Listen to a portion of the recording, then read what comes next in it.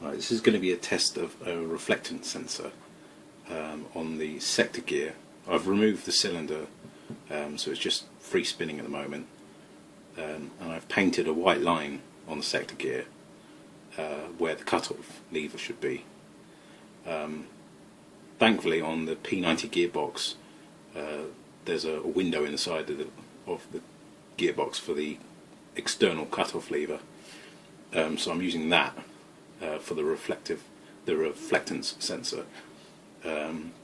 That's just an analog reflector sensor from Pololu, and they've made a nice little software library for the Arduino, which I'm using on this thing, which is a Adafruit Trinket, which is just an AT Tiny 85 with a USB bootloader, which is great because it means I can program it without an ISP, which cuts down on a lot of hassle.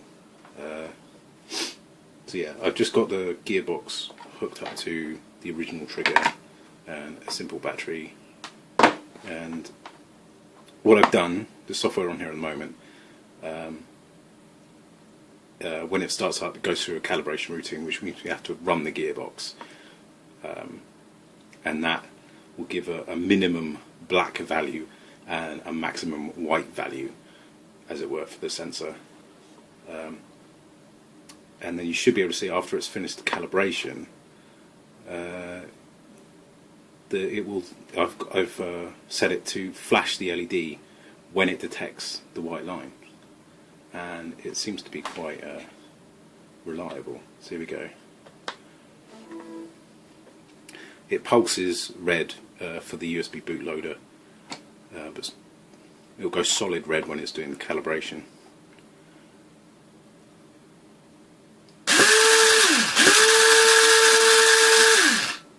There we go, calibration speed.